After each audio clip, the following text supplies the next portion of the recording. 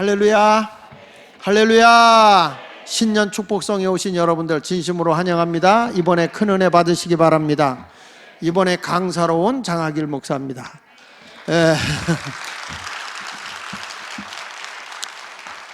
자꾸 그 찬송 인도하는 사람이 담임 목사라고 하는데 나흘 동안은 담임 목사가 아니에요. 강사예요, 강사. 그리고 하여튼 여러분 이번에 사모하면서 큰 은혜를 받기를 바랍니다. 그래서 이번 주제는 부흥의 길로 가자, 부흥의 길로 가자, 이런 말씀을 가지고 이번에 이제 주제를 가지고 가는데, 오늘 첫 번째 시간으로 교회를 부흥케 하는 사람들. 오늘 특별히 이 예수마을교회 신천 권사, 신천 집사님들, 또 우리 장로님들, 권사님들, 집사님들 다 결단하고 금년을 출발하니까 교회를 부흥시키는 사람들이 되기를 축복합니다. 교회는 주님이 세우셨어요. 믿으십니까? 교회는 주님이 세우셨어요. 근데 교회는 어떤 것이냐? 음부의 권세가 이기지 못하는 곳이란 말이에요. 교회는 천국의 열쇠를 주었기 때문에 이게 참 영적으로 깨어 있으면 요 천국 열쇠를 가지고 하늘문을 열어요. 하늘문을 열어서 비도 내리게 할 수 있고, 하늘문을 열어서 저 천국의 세계도 볼 수 있게 하고, 하늘문을 열어서 이 땅에 복도 받게 하고, 우리의 모든 것을 열어줄 수 있는 데가 어디냐? 교회예요, 교회. 그래서 우리 주님은 우리에게 하는 게 뭐냐면 음부의 권세가 이기지 못하는 교회를 세운다. 여러분, 그러니까 마귀는, 우리 주님이 세우신 교회는 음부의 권세가 이기지 못하고 천국 열쇠를 가지고 모든 하나님 나라의 귀한 것을 열어놓는 데가 교회인데, 이것을 어떻게든지 못하게 해방 놓는 게 마귀 역사 아닙니까? 에덴 동산에서 하나님의 형상을 가진 사람들이 복 못 받게 하고 행복하지 못하게 하고 자꾸 불행과 저주의 길로 가게 하기 위해서 하나님의 말씀에 불순종하게 하고, 결국에 에덴 동산에 음부의 세력, 마귀의 세력이 장악해버려서 거기에 불행의 길로 걸어간 거 아니에요? 우리가 여러분 예수 믿으면 하나님의 몸된 교회가 천국 열쇠를 가지고 하늘의 소망을 품고 살아가야 하는 것이 교회란 말이야. 그러면 당연히 교회라는 것은 뭐가 일어나야 되냐면 심령마다 부흥이 일어나야 돼. 부흥. 이 부흥이라는 것은 침체되던 것이 다시 일어난다, 이런 말이거든요. 이게 영어로 얘기하면 리하면 어게인, 다시라는 말이야. 다시. 그 리바이브라는 말은 살아난다, 이런 뜻이에요. 그러니까 다시 살아난다, 이런 뜻이에요. 그 부흥이라는 것은 침체되던 것이 다시 활발하게 살아 일어나는 것, 이게 부흥이란 말이에요. 근데 이번에 부흥이면 여러분들이 영적으로도 심령의 부흥이 일어나야 되겠고, 심령의 부흥이 일어나야 되겠고, 생활도 일어나야 되겠고, 육신의 건강함도 일어나야 되겠고, 가정의 행복함도 일어나야 되겠고, 이것이 다 어디서부터 이루어지느냐? 교회로부터 일어난단 말이에요. 오늘 본문의 내용은 초대교회를 세워놨는데, 초대교회가 처음부터 핍박과 어려움을 많이 당하죠. 그런데 희한한 거는 교회라고 하는 것은 어려움이 오면 올수록 더 살아나는 거야. 이 하나님의 부흥이 희한해요. 외부로부터 억압이 오고 외부로부터 괴로움이 오면 더 교인들이 기도하게 되고 더 성령을 받게 되고 하나님의 역사, 생명 바쳐가면서 주님을 찬양하며 주님을 영화롭게 한다는 것이죠. 이것이 바로 무엇을 우리에게 일깨워 주는 거냐 라면, 교회가 교회다워지는 것은 아무리 핍박이 와도 흔들림이 없는 거예요. 예수마을교회가 건강한 교회다, 음부의 권세가 이기지 못하는 교회다. 뭘 보면 아느냐? 코로나 상관없어. 뭐 세상적인 어려움이 왔다, 우리의 믿음은 더욱 살아 일어나는 거예요. 영원히 막 살아 일어나는 거예요. 야, 그런 예수마을교회 정말 달라지는 교회다, 변화가 일어나는 교회다, 천국 열쇠를 받은 교회다, 이렇게 돼야 되거든요. 할렐루야. 문제는 이게 사단이가 바깥에서 아무리 해도 안 돼. 그래서 교회에 내부적으로 어려움을 만드는 거예요. 내부적으로. 이 사단이가 자꾸 침범해가지고 그냥 어려움을 자꾸 싸움을 하게 하고 교인들끼리 다투게 만드는 거죠. 이 초대교회가 막 부흥되고 엄청난 부흥이 일어난 거예요. 근데 이 교회의 최초로 외부적인 핍박은 어려움 속에서도 부흥이 됐는데, 이게 내적인 싸움이 일어난 거예요. 내적인 싸움. 여러분, 교회가 내적으로 문제가 생기면 금방 침체되잖아요. 할렐루야. 근데 예수마을교회는 그런 게 없다고 소문이 났더라고. 내부적으로 어려우면 더 기도하고 하나님의 뜻대로 사는 거지. 하여튼 저는 교회를 개척하면서, 우리 교회 개척하면서 막 별일이 많아요. 이 초대교회도 뭐 때문에 싸우냐면 헬라파 가부들과 히브리파 가부들이 말이죠, 누가 더 물질적인 혜택을 받느냐, 누가 자기 욕심을 더 채울 수 있느냐, 이것 갖고 싸우는 거예요. 왜 히브리파는 더 많이 가져가고 헬라파 가부들은 구제를 적게 받느냐, 이거 갖고 싸우는 거야. 한마디로 뭐 갖고 싸우는 거냐? 자기 중심의 욕심, 이거 갖고 싸움이 일어난 거예요. 사단이는요, 교회 와서 자꾸 욕심을 부리게 하는, 교회는 하나님께 드리는 곳이고 사랑하는 것이고 봉사하는 것이지, 자꾸 가져가려고 그러면 이게 문제가 되는 거예요. 교회가 봉사하려고 하지 않고 자꾸 이것 뜯어가고 저것 뜯어가고 자꾸 이런 것들은 안 돼요. 그래서 제가 재정을 타러 오면은, 재정부에서 뭐 각 부서나 오면은 이건 안 써도 되는 것 같아, 이건 안 써도 되는 것 같아, 내가 좀 조금 깐깐하긴 해. 왜 그러냐면 너무 하나님의 재정을 그렇게 쓰면 안 된다는 거거든요. 예쁘게 쓰는 거. 교회는 자기 이권 뭐 먹고 마시고 이런 흥청망청하는 데 쓰는 게 아니야. 하나님 나라 확장을 위해서 써야 되고 하나님을 기쁘게 하는 일에 써야 되는데, 자꾸 우리끼리 먹고 마시고 놀자, 이거는 안 되는 거예요.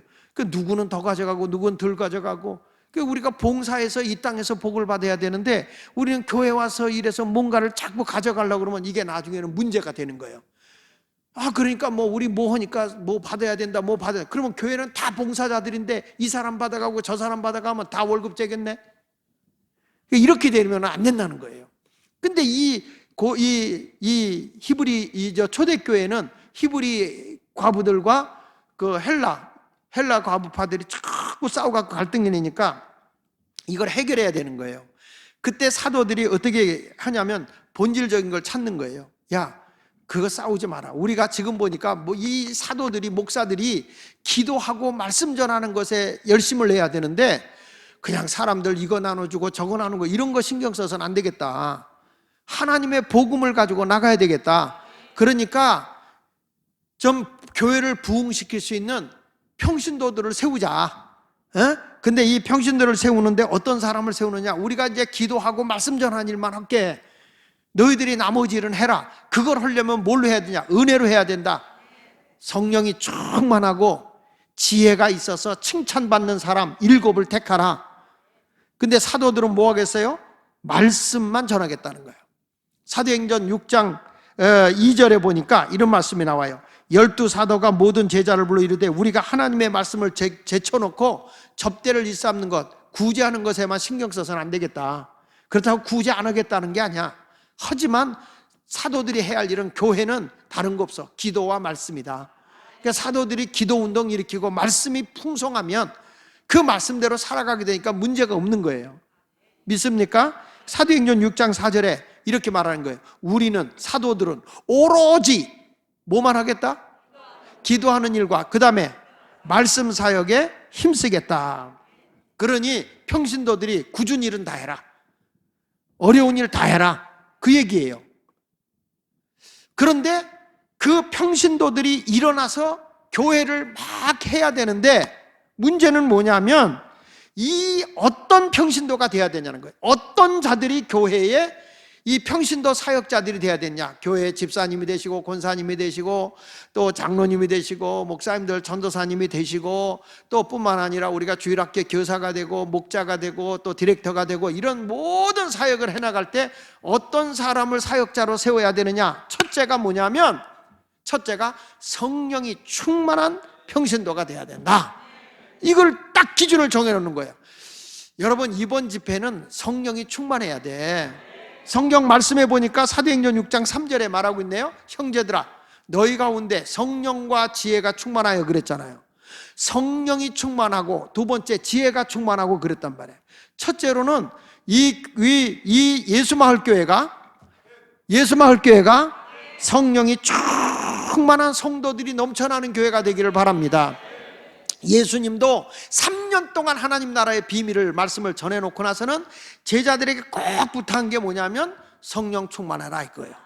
성령을 받기까지 예루살렘 떠나지 말고 성령을 받아야만 된다. 성령 충만하면요, 하나님의 말씀이 그들을 사로잡아요. 그래서 그 말씀대로 순종하게 한다고. 근데 성령이 충만하지 않으면 말씀에 거하지 못하니까 자기 감정, 자기 욕심이 주관해버려. 교회도 참 특이한 거예요. 예수 마을교회가 어떤 교회가 성령이 충만하면 하나님의 진리의 말씀에 이끌려가. 성령 충만한 교회는 말씀대로 사는 교회. 그런데 성령이 충만하지 못하면 자기 감정, 자기 욕심, 자기 고집으로 끌고 가려고 그래요. 근데 교회가 막 문제가 생기는 거죠. 여러분, 성령 충만은 한마디로 진리의 성령이기 때문에 진리 가운데로 인도하는 거야. 성경 말씀 요한복음 16장 13절에 보면 그렇게 말해요. 그러나 진리의 성령이 오시면, 진리의 성령이 너희 가운데 오시면, 진리의 성령이 너희에게 오시면 그 성령님이 너희를 모든 진리 가운데로 뭐 한다고요? 그 가운데로 인도한다는 거예요. 그래서 우리가 성령 받아야 되는 거예요. 그러니까 여러분, 아무리 내가 신앙생활 잘하고 해도 희한한 거야. 아주 교회 열심히는 다니는데 하나님의 말씀과 상관없이 사는 거야. 참 사람 똑똑하고 젠틀하고 괜찮아. 그런데 아무리 하나님의 말씀을 전해줘도 말씀 안으로 안 들어와. 그건 왜 그러냐? 내 이성이, 내 욕망이, 자기가 딱 주관하고 있어서 그런 거예요. 근데 이런 자아를 깨트려버리고 무엇으로 가득 채우느냐? 성령으로 채워라. 예수 마을교회의 모든 직분자들이요, 성령으로 채워야 됩니다. 초대교회 집사님 뽑는데 성령 충만한 사람 뽑은 거야. 성령 충만한 사람. 성령은 진리 가운데로 인도하는 거잖아요. 에베소 6장 17절에도 말씀하잖아요. 성령의 검, 곧 하나님의 말씀을 가져라. 성령은 검이요, 검. 이게 무기란 말이에요, 무기. 성령의 검이 뭐라고 그랬어요? 하나님의 말씀이라고. 그게 무기라고. 말씀대로 사는 거예요. 이번 집회는 하여튼 다 성령 받아서 말씀의 포로가 되었으면 좋겠어요. 왜냐하면 이런 겁니다. 하나님의 말씀은요, 이 말씀은 특이한 게 있어요. 뭐냐면 이 공동체적이고 그리고 객관적이에요.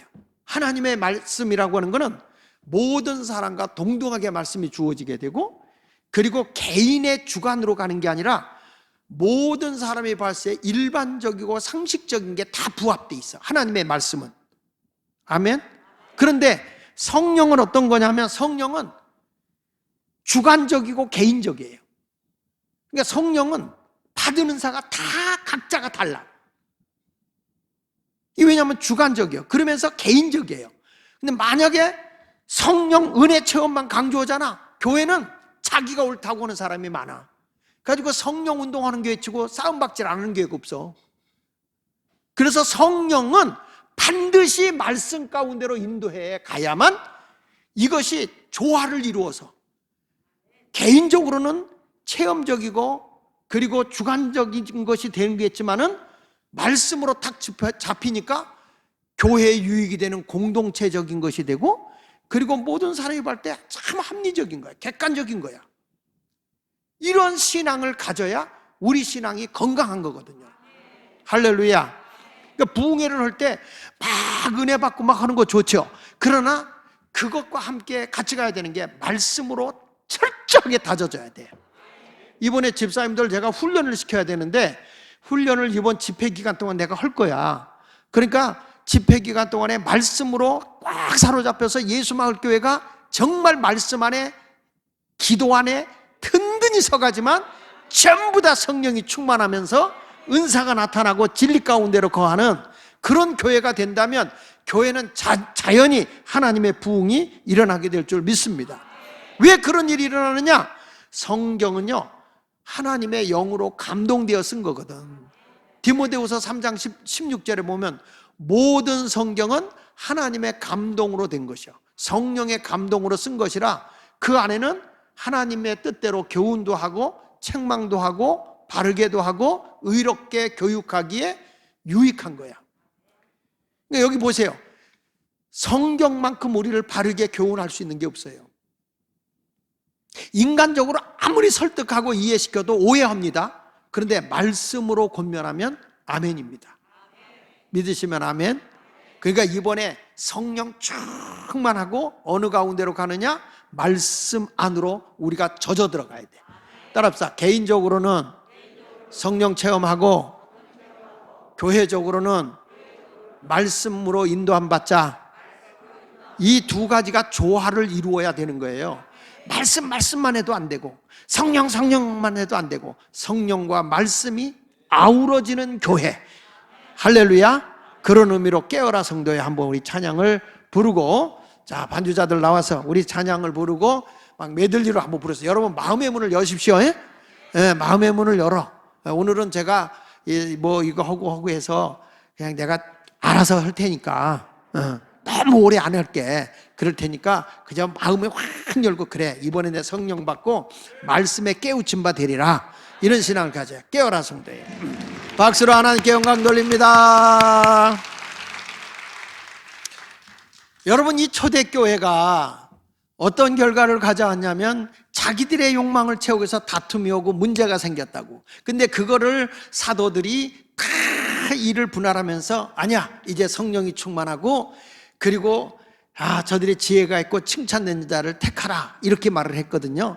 근데 저도 이 목회를 하면서 보니까, 처음에 교회를 개척하고 교회를 시작할 때 보니까 다 하나님 중심이 아니고 자기 중심인 거야. 개척할 때 얼마나 많이 싸우는지, 자기 뜻에 안 맞으면 그냥 목사 보고 뭐고 나가라 그러고 지가 나가면 될 거 아니야. 근데 꼭 목사를 나가라고 그러더라고. 그러면서 막 갈등을 해요. 근데 그때에 만약에 인간적인 방법으로 했으면 우리 예수마을교회가 지금까지 없었을 거예요. 근데 그러한 어려움이고 막 강하게 왔을 때 더 강하게 성령운동하고 기도운동하면서 말씀을 굉장히 강하게 먹였어요. 내가 저 사람들이 이 얘기 뭔가 참 희한해요. 하나님의 말씀은 시험 든 사람에게 꼭 걸리거든. 살아있는 말씀이라 좌우의 날선검과 같아서 우리의 마음 그리고 우리의 생각까지도 다 감찰하잖아요. 그러니까 막 찔러 쪼개는 거야. 그러니까 자기들을 뭐 목사님이 쳤다 뭐 했다 별소리를 다 해. 그게 다 뭐냐면 자기 마음에 안 닿는다. 자기 마음에. 하나님의 뜻을 따라가는 게 아니라 다 자기 마음에 안 맞는다고 하는 거예요. 그러든 말든 그때 내가 즐겨 쓴 말이 무슨 말이냐? 아이고, 치질내면 짖자라 기차는 달린다. 기차가 달리다가 여러분 개가 짖는다고 기차 쓰는 법 없고, 가다가 안에서 싸운다고 기차가 멈추는 법 없다. 내가 사람에게 버림받아도 하나님께는 버림받지 않아야 된다. 예수 말께서 쫓겨난 있어도 하나님이 나를 버리지 않아야 된다. 마찬가지로 사드락 메삭 아벳느고가 버림받아 풀무불 속에 들어가도 하나님이 안 버리면 살아나오는 거고, 다니엘처럼 사자굴 속에 던져져도 하나님이 날 버리지 않으면 살아나오는 거니까 우리가 하나님만을 바라보고 가자. 지금까지 목회하면서 저는 좀 조금 세지요. 말씀은 타협이 없어요. 이게 왜냐하면 나는 내가 내 말을 전하는 게 아니고 하나님의 말씀을 가감없이 전할 때 성도들이 사는 길이기 때문에, 초창기 때는, 지금은 굉장히 내가 온유해진 거죠. 초창기 때 보면 교인들이 제가 설교할 때 세게 하면은 무슨 일 있구나, 무슨 일 있구나 그러면서 교인들이 그래, 아이고 시원하다 그래. 또 그런 사람은, 어떤 사람은 강대에서 강하게 하면요 자기가 대신 야단치는 것 같아서 시원하대. 대리만족이야. 근데 그게 아니에요.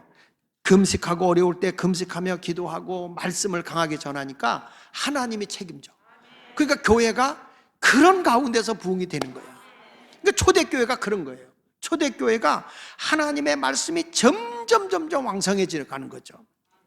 여러분, 루터의 가슴을 뜨겁게 해서 종교개혁을 하게 했잖아요. 그러니까 루터의 마음을 사로잡은 게 뭡니까? 기도하다가 성령에 의해서 말씀이 그의 가슴을 쾅 때린 것이 로마서 1장 17절이에요. 복음에는 하나님이가 나타나서 믿음에 이르게 하나니 기록된 바 오직 의인은 믿음으로 말미암아 살리라 함과 같으니라. 이 말씀이 루터를 때린 거예요. 아무리 환경이 어려움이 오고 괴로움이 와도 나는 하나님만을 신뢰하는 믿음으로 살 거다. 모든 사람이 나를 배반하고 모든 사람이 칼 들고 와서 위협하고 나를 죽인다고 해도 나는 오직 하나님만을 신뢰하는 믿음으로만 살리라. 오직 믿음으로만 살리라. 오직 믿음으로만 살리라. 오직 믿음으로만 살리라. 이게 그 인생을 사로잡았기 때문에 세상을 바꿔놓는 거예요. 우리 주님이 지금 이 사도행전에 나타나는 사도들을 통해서 지금 전해주는 말씀이 뭐냐면, 앞으로 이 교회가 살기 위해서 음부의 권세가 이기지 못하고 아무리 핍박을 당하고 내부적으로 분란이 일어나도 이 교회가 교회되는 길은 딱 하나, 성령이 충만한 거다. 성령 충만한 건 말씀 안에 거하는 거다.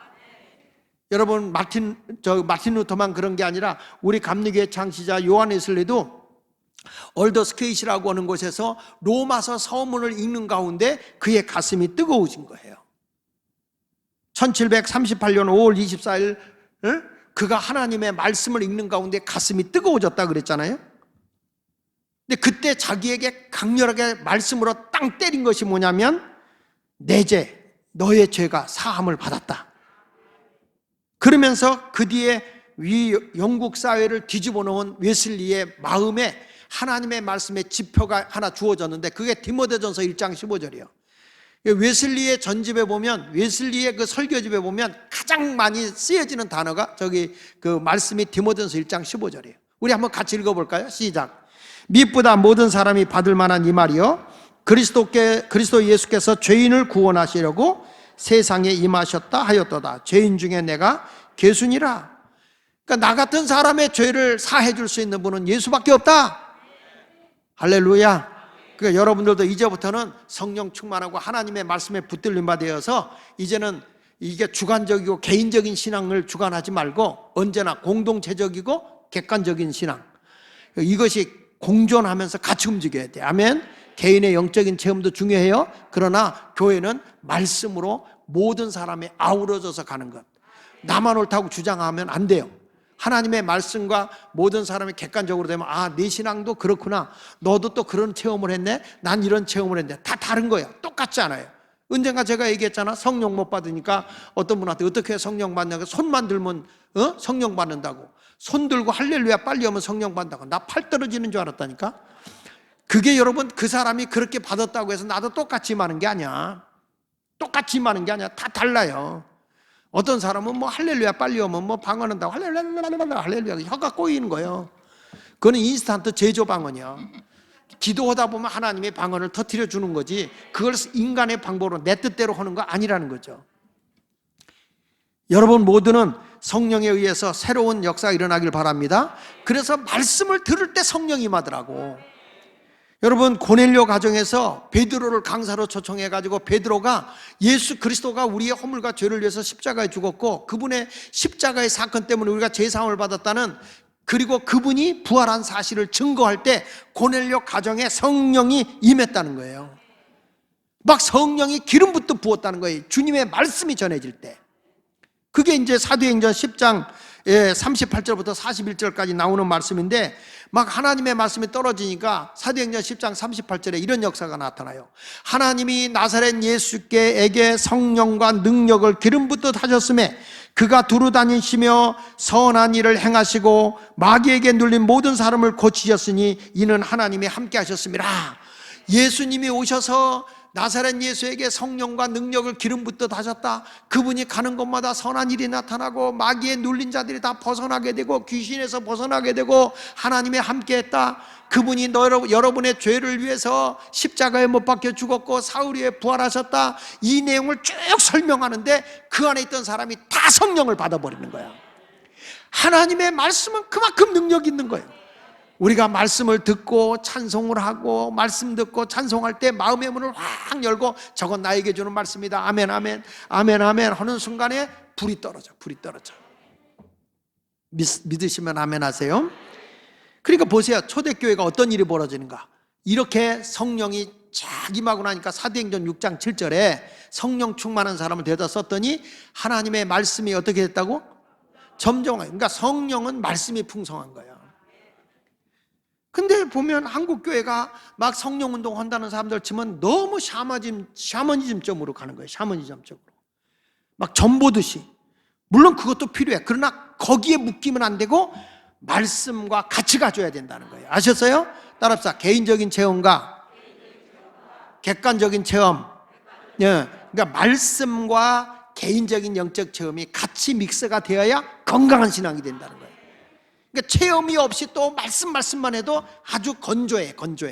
드라이해서 심령을 깨우지 못해요. 근데 성령이 충만하면서도 말씀도 충만하면서 성령 충만. 이런 교회가 예수마을교회가 돼야 되지 않겠어요? 이번에 그런 역사를 다시 한번 깨워 일으키기를 예수 이름으로 축원합니다. 그러면 예수마을교회는 점점 말씀이 더 흥황해지면서 사람들이 막 살아 움직일 거예요. 할렐루야.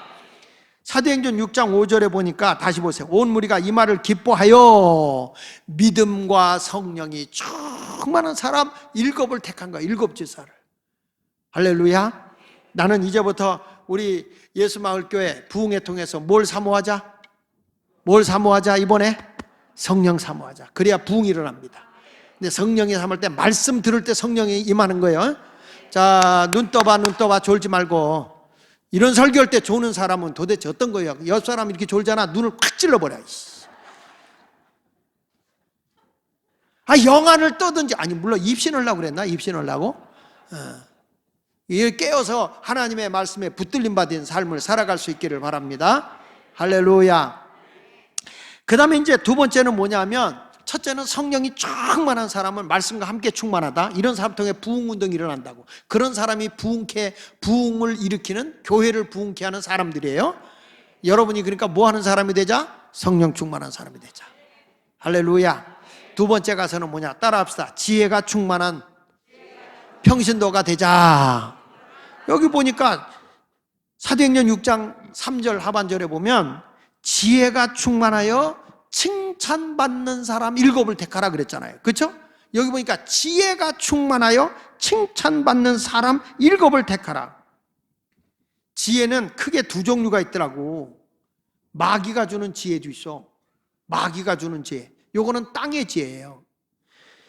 자, 야고보서 3장 13절에 보면요, 너희 중에 지혜와 총명이 있는 자가 누구냐? 그는 선행으로 말미암아 지혜의 온유함으로 그 행함을 보일지니라. 그러니까 이 지혜는 행함으로 나타나는데 온유함으로 나타나거든요. 온유함으로. 그런데 사람이 이 행함으로 나타나는 지혜가 나쁜 지혜로 나타날 수가 있다는 거예요. 나쁜 걸로. 근데 여기 보면 세번역엔 조금 쉽게 나오죠. 어떤 말씀이 나오냐면, 여러분 가운데 지혜 있고 이해력이 있는 사람이 누구입니까? 그러니까 그 교회가 참 지혜 있는 임원진들이 많다. 집사님, 권사님, 장로님 많다. 이런 사람은 누구냐? 그 사람은 착한 행동을 하여 그의 행실을 나타내 보이는 자다. 착한 행실을 통해서 나타내 보이는 거다. 하늘로부터 온 지혜를 갖고 있는 사람이 누군가 봤더니, 지혜가 있고 이해 있는 사람이 누군가 봤더니 착한 행동을 하고 행실을 보이는 자다. 그 일은 지혜에서 오는 온유함으로 행하는 것이어야 한다. 그러니까 예수마을교회는 까다로울 필요가 없어. 성령 받고 온유함 받으면 지혜로운 성도가 되거든. 그 지혜로운 성도는 온유한 성도요, 까다스러운 성도요. 아이고, 우리 지방도 지금 보면 아주 골치 아픈 교회도 있어. 아주 장로님이 싸워서 교회에서 당회에서 그 장로님 우리 교회에서 안 받게 해달라고 당회 올린 거, 그거 또 내가 그 사람의 자격심사위원이라고 나한테 의논이 들어오는데 난 그런 거 안 했으면 좋겠더라고. 그러니까 왜 그러냐? 그리고 그 내용을 보니까 다 뭐냐면 다 자기 주장이야. 자기 주장. 너무 싸우는 거예요, 사람들한테. 여기 보면 착한 행동을 우리에게 보여준대. 그게 다 뭐냐면 마귀로부터 와서 그런 거예요. 마귀. 여기 보십시오. 이 마귀로부터 오는 거는 이렇습니다. 야고보서 3장 14절에 보면, 그러나 너희 마음속에 독한 시기와 다툼이 있으면 자랑하지 마라. 진리를 거슬려 거짓말하지 마라. 이런 지혜는 위로부터 내려온 것이 아니요 땅 위의 것이요 정욕의 것이요 무엇이라고? 귀신의 것이라는 거예요. 그러니까 사람이 마음이 아주 독한 시기, 그리고 막 다투는 거, 이거는 하나님이 주신 게 아니라는 거예요. 그러니까 그 교회의 직분자는 어떤 사람이 돼야 되느냐? 착한 행동을 보여야 되고 온유해야 된다는 거예요. 온유해야 돼. 이게 아니고 막 시기하고 다투고 그러면 저거 귀신이구나. 귀신의 포로구나. 옆 사람 한번 보세요. 귀신인가 하나님의 사람인가 한번 보세요. 옆 사람 천사 같아, 귀신 같아? 그래, 여기는 다 그렇다고 칩시다. 다 그래야 돼. 근데 가서 막 삐죽빼죽하고 실축하고 막 뒤에 가서 막 하는 사람, 아이고, 그럴 때 그러세요. 아이고, 귀신이네. 시기의 뿌리는요, 다 자기 욕심에서부터 오는 거야. 그러니까 성경에 보면 요셉의 형들이 요셉을 시기하잖아요. 그렇잖아요? 사울 왕은 누굴 시기했죠? 다윗을 시기하는 거야. 그래서 어떻게든 죽이려고 악한 행동을 하는 거예요. 요셉의 형들은 요셉을 죽이려고 하다가 노예로 팔아버렸잖아요. 바리새인은 시기하는 것 때문에 예수를 죽이려고 한 거고, 다 보면은 시기가 결국에는 미워하고 증오하고 죽이려고 하는 거예요. 이거 다 누가 준 거야? 하나 땅에서 난 거, 지혜라는 거. 이게 땅에서 난 지혜. 이거는 정욕이고 이거는 귀신의 짓이라는 거예요. 야고보서 3장 16절에 이렇게 말해요. 같이 읽어봅시다. 시작. 시기와 다툼이 있는 곳에는 혼란과 모든 악한 일이 있다. 다시 시작. 시기와 다툼이 있는 곳에는 혼란과 모든 악한 일이 있다는 거예요. 그러니까 이런 지혜를 지금 받는 게 아니라 지혜가 충만하고 칭찬받는 사람. 할렐루야.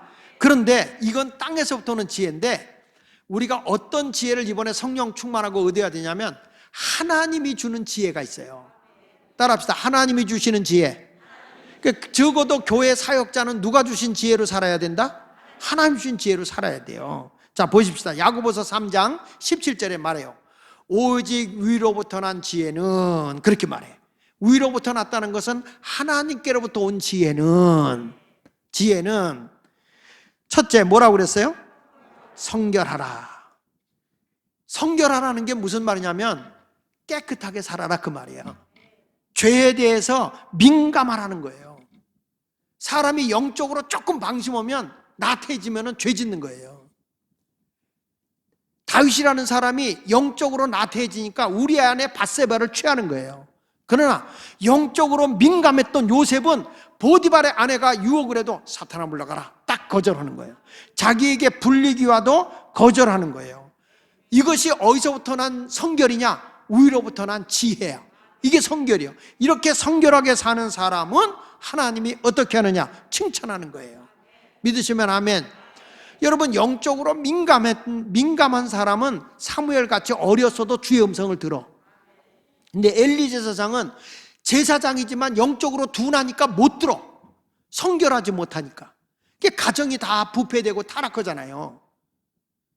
영이 성결해야 된다. 성이. 그 성결한 교회, 성결한 삶을 살아가는 여러분이 되시기를 축원합니다. 할렐루야. 그래서 여기 보면 성결하고, 성결한 사람은 거룩하게 살라는 거예요. 성경 말씀 베드로전서 1장 15절에 보니까 베드로전서 1장 15절로 16절에 이렇게 말합니다. 오직 너희를 부르신 거룩한 이처럼 너희도 모든 행실에 어떻게 하라? 거룩한 자가 되라. 모든 행실에 거룩하라는 말은 구별되게 살아라. 깨끗하게 살아라. 왜? 16절에 기록되었으되 내가 거룩하니, 하나님이 거룩하니 너희도, 하나님의 자녀들인 너희도 거룩해라. 예수마을교회는 어떤 교회가 돼야 될까요? 거룩한 게, 그게 성결이야. 성결한 삶을 살아가야 되는 겁니다. 그렇다면 우리가 무엇으로 성결한 삶을 살 수 있느냐? 그랬더니 성경에 하나님의 말씀과 기도로 거룩해진다는 거야. 디모데전서 4장 5절에 보니까 하나님의 말씀과 기도로 뭐 하여지느니라? 뭐 하여진다? 거룩하여지는 거예요. 그러니까 지금 우리가 칭찬받는 성도가 되기 위해서는 하나님의 말씀, 기도. 그러면 예수마을교회가 기도가 살아야 돼, 안 살아야 돼? 살아야죠. 그러니까 내일 새벽에 볼 거예요. 이제 부흥의 스타트요. 그러니까 기도로 거룩해지는 거예요. 이번에 하나님께로부터 받은 말씀이 있어. 그건 새벽에 내가 증거하는 거야. 새벽 시간이 귀해요. 오려면 오고 말려면 말어. 근데 안 오면 아주 국물도 없어. 오셔야지. 하나님이 국물을 줘야 될 거 아니야. 믿습니까? 그래서 이 하나님의 지혜는 첫 번째로 뭐가 있느냐? 성결해라. 두 번째는 뭐라고 그러냐면 칭찬받기 위해서 여기 보니까 화평하라. 오늘 거기 성경에 있는 말씀에 보니까 하나님의 우위로부터 난 지혜는 뭐하고? 첫째가 성결하고 그 다음이 화평하고. 화평하라는 건 이거예요. 화목하게 살아라. 예수 믿는 사람이 서로 다투지 말고, 이 집사 이간질하지 말고, 남 집사 남의 얘기하지 말고, 곽 집사 꽉꽉대지 말고, 이 집사 이간질하지 말고, 정집사가 정말이냐고 따지지 말고, 안집사 안 된다고 펄펄 뛰지 말고, 주집사 그냥 주집사처럼 주여 주여 하고 살아라. 아멘이요? 그러니까 여기 성경에 있는 말씀처럼 모든 사람과 평화를 누려. 평화. 그러면 칭찬받는 거예요. 이거 화목덩이지, 화목덩이. 로마서 12장 18절에 할 수 있거든 너희로서는 모든 사람과 더불어 뭐 해라? 자, 골라서 화목해라? 끼리끼리 화목해라? 아니야. 모든 사람과 더불어, 모든 사람과 함께 뭐 해라? 화목해라. 믿습니까? 그러니까 예수 믿는 사람은 가진 자나 못 가진 자나 모든 사람에 다 함께 더불어서 화목한 거예요. 화목한 거예요. 예수 말께 갔더니 서로 화목해. 삐죽빼죽하지 말고. 그래서 누가 오면은 그냥 아이고 어서 오셨어요. 그리고 요 밑에 카페 가서 차도 좀 사주고. 그러면서 얼마나 이렇게 해주면 좋을까? 화목하. 이게 성경이요. 교회가 화목하게 되는 게 이게 하나님의 평신도들이 해야 할 일인 거야. 그리고 이 마태복음 5장 9절에 뭐라고 그럽니까? 화평케 하는 자는 복이 있나니 그들이 그런 사람이 누구라고 그랬어요? 하나님의 아들인 거예요. 마귀 자녀는 시기하고 다툼을 일으키지만 하나님의 사람들은 평화를 만드는 사람이에요. 어디 가든지 아주 으쌰으쌰하고 화목하게. 옆 사람하고 손 좀 잡아봐. 손 잡으면 안 되니까 그냥 주먹이라도 툭 쳐봐. 화목하게 살자고. 화목하게 살자고. 저거 봐. 저 옆에 내가 이렇게 옆에 사람 손을 툭툭 치라고 하는 건 왜 그러게? 깨우라고. 옆에 사람 깨우라고. 그렇게 지혜가 없어. 옆에 조는 사람 눈 좀 확 찌르든지. 여러분, 이게 평화가 없으면요 교회 생활해도 주님 못 보는 거야. 교회 와서 자꾸 싸우잖아. 주님 못 봅니다. 히브리서 12장 14절 보세요. 여기 보니까 모든 사람과 더불어 모함과 화평함과 거룩함을 따르라. 그러니까 뭐예요? 성결하라. 평화롭고 성결하라. 이것이 없이는 뭐라고 그랬어요? 아무도 주를 못 보는 거예요. 내가 이 공동체 속에서 모든 사람과 더불어 평화를 만들고 그리고 성결한 삶을 살아가야 그게 주님을 보는 거예요. 예수 마을교회는 다 좀 이렇게 마음을 태평양 바다같이 좀 쫙 넓혀가지고 누가 오도 아무나 오게 다 좀 넓게 받아들였으면 좋겠어. 그냥 꽁생원이처럼 꽁꽁. 어렸을 때 꽁을 좀 많이 먹었어? 응? 삐리를 많이 먹어서 삐삐 하고 삐져. 말 한마디 하면 해 하고 삐지고. 그 삐리 먹어서 그래. 어렸을 때. 이제부터는 화목을 만들어야 돼. 세 번째는 뭐라고 하냐면 거기 보니까 첫째는 성결하고 다음에는 화평하고 그 다음 뭐라고 했어요? 관용하고. 관용이라는 건 이거예요. 뭐냐면 너그럽게 받아들이고 용서하는 것. 한번 따라합시다. 너그럽게 받아들이고 용서하는 것이다. 사람이요 이렇게 좀 넓게 받아들이는 게 중요한 거예요. 바다가 넓어 땅이 넓어. 바다가 넓어 땅이 넓어. 땅이 넓다고? 나 이 동네 웃기는 동네네. 바다가 넓어요 땅이 넓어요? 바다가 넓어요. 그래서 모든 물을 바다가 다 받아줘. 썩은 물도 오염된 물도 다 받아줘. 여러분 큰일 본 그 물도 다 받아줘. 받아주는 거예요. 이게 뭐냐면 그만큼 넓다는 거예요. 그러면 바다가 넓어 하늘이 넓어. 그러니까 수증기도 다 받아주는 거예요. 매연도 다 받아줘. 하늘. 이와 마찬가지로 우리는 어떤 사람이 되느냐? 우리는 땅보다 바다가 넓고 바다보다 하늘이 넓지만 그보다 더 넓은 것이 주님의 용서의 마음이라는 거야. 주님의 용서의 마음. 그러니까 내가 예수님의 마음을 가지고 뭐 하는 사람이냐? 용서해야 되는데 우리 마음이 어쩌면 새 가슴이야. 내가 더 이상 못 봐. 이러니까 관용이 없는 거예요. 우리는 마음을 넓히고 덕스럽게 모든 걸 받아들이는 성도가 된다면 그 사람이 어떤 사람이 칭찬받죠.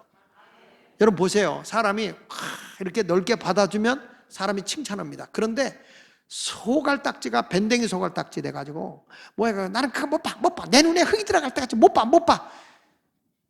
아유, 저 드라이기 갖다 머리 태워주고 싶어.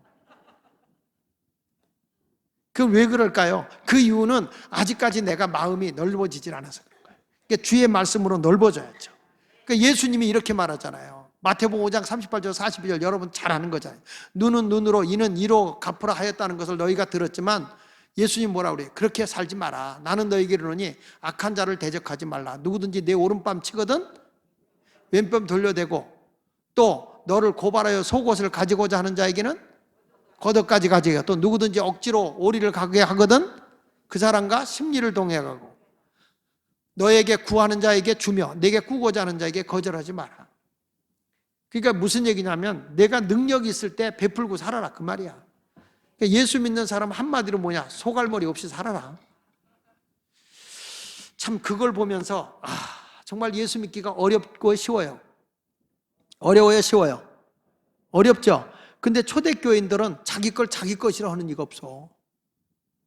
다 어려운 사람들 위해서 유무상통하고 나누고 사는 거예요. 이게 초대교회예요. 우리는 아직도 내 욕심이 많다 보니까 그렇게 살기가 어렵죠. 근데 오늘 성경 말씀에 초대교회는 그래서 서로 나누면서 핍절한 자가 가난한 자가 없도록 그렇게 했다는 거죠. 그런 신앙을 우리가 바꿔야 돼. 이제 그것이 가능할 날이 오겠지? 예수 말께 오겠죠? 그 꿈을 가지시길 축원합니다. 자, 오늘 성경의 말씀을 우리가 보면 이제 빨리 진행하고 갈게요. 첫째는 뭐라고 그랬어요? 성결하고, 둘째는 화평하고 관용하고, 그 다음에 뭐라고 그랬어요? 양순하고. 양순하다는 말은 착하다는 말인데 양순이라는 말은 순하고 편한 기질을 얘기하는 거예요. 참 그 사람이 양순하다. 그 양순하다는 말은 순하고 편안한 기질. 어때요? 여러분 사람 앞에 갔을 때 여러분은 편안한 분으로 느껴요? 조금 까다로운 사람으로 느껴요? 좀 까칠하게 살지 맙시다. 윤자경 목사처럼 까칠하게 살면 안 돼. 편안하게 살아야 돼. 편안하게. 그래서 예수님이 제자들을 보낼 때 이렇게 말해요. 내가 너희를 양을 이리 가운데 보내는 것 같다. 예수님이 제자들을 보내면서 양을 이리 가운데 보내는 것 같다. 그 말은 무슨 얘기냐면 이 양을 이리 가운데 보낸다는 말은 주님의 제자들이 너무 양순하다는 거예요. 양순하다는 말은 순하고 편안한 기질, 착한 건데 저는 이걸 이렇게 생각해요. 예수님이 양을 이리 가운데 보내는 것과 같다는 말은 두 가지 의미가 있어요. 한번 따라합시다. 잡아먹혀라. 해봐. 잡아먹혀라. 그 다음에 내어줘라. 예수님이 지금 하는 거예요. 예수 믿는 사람이 어떤 사람이냐? 세상에 내어보내는데 너희 양을 이리 가운데 보내는 것 같다. 그 말은 이리가 여러분 양을 그냥 놔두겠어? 이리가 양을 그냥 놔두냐? 그러니까 주님이 뭔가 내가 너희들 내어줬다. 결국에 너희는 뭐냐? 잡혀먹는다. 잡혀먹는 것 같은데 누가 보호해 주느냐? 그래서 우리를 여호와가 지켜주는 거죠. 여호와가 목자가 되어줘서 지켜주는 거예요. 그래서 우리는 이제부터 속상한 일이 있어서 화는 먼저 내지 말자. 야고보서 1장 19절에 보세요. 내 사랑하는 형제들아 너희가 알지니 사람마다 듣기는 속하고 말하기는 더디하며 시작. 성질내기도 더디하라. 난 이 말을 할 때마다 내가 찔려. 그래도 하나님의 말씀이니까 받아들여야죠.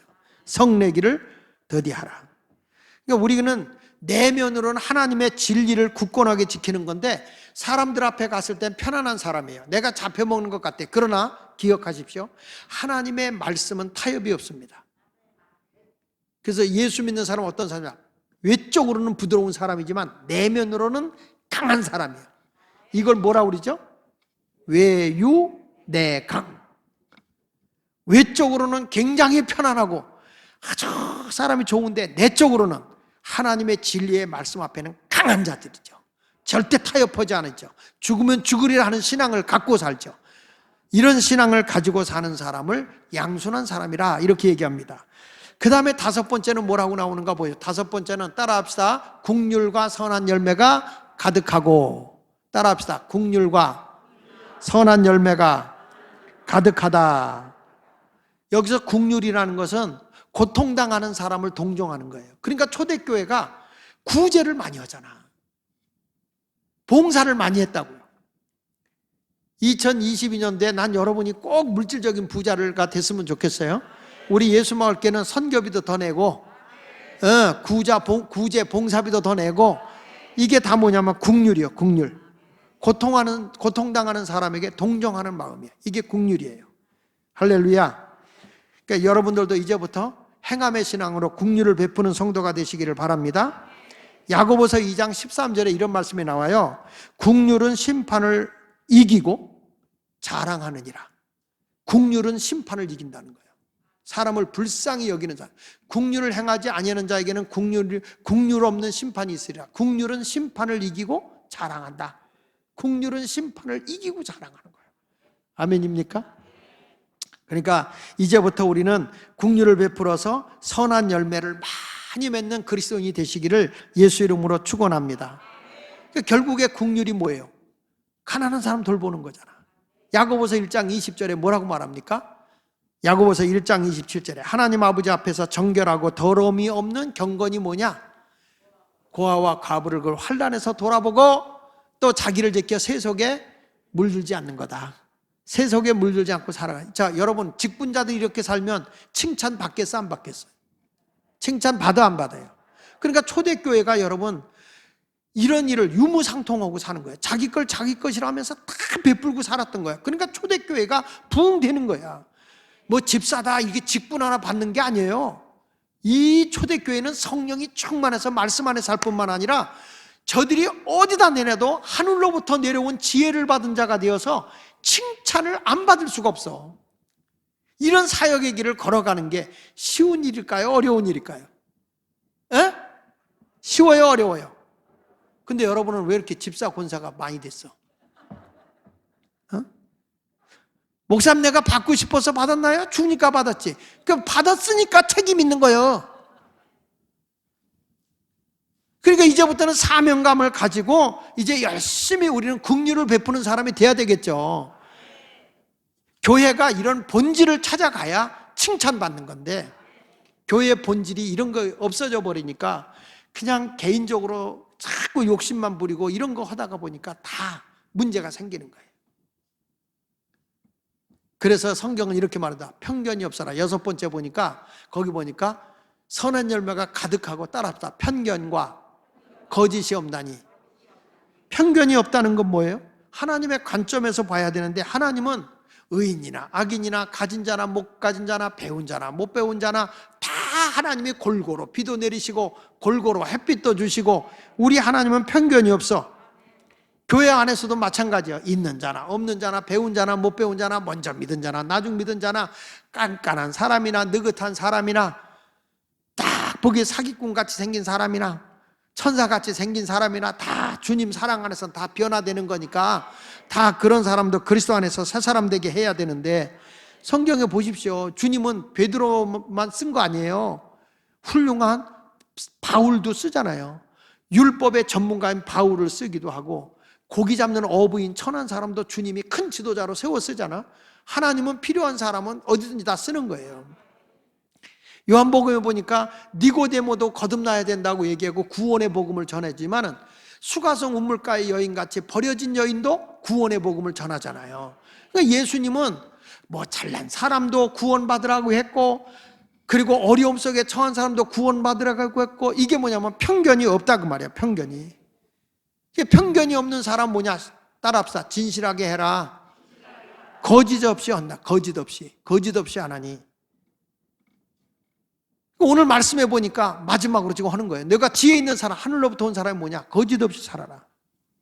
요한일서 3장 18절 같이 읽어보겠습니다. 시작. 자녀들아 우리가 말과 혀로만 사랑하지 말고 뭐와 무엇으로 하자? 행함과 진심으로 하자. 다시 한번 하나님의 지혜의 특징이 뭐냐면 거짓이 없다는 거예요. 거짓이.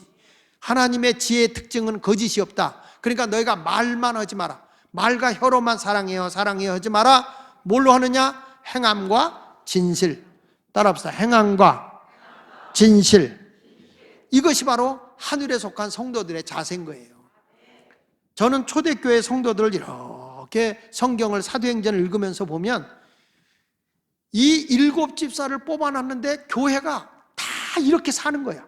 자기 걸 자기 것이라 하면서 유무상통하면서 서로 나누면서 사니까 가난한 자도 없고, 그 아나니아 삽비라는 그걸 자기가 내놓으려고 다 아까워서 숨겼다가 죽는 일도 있잖아요.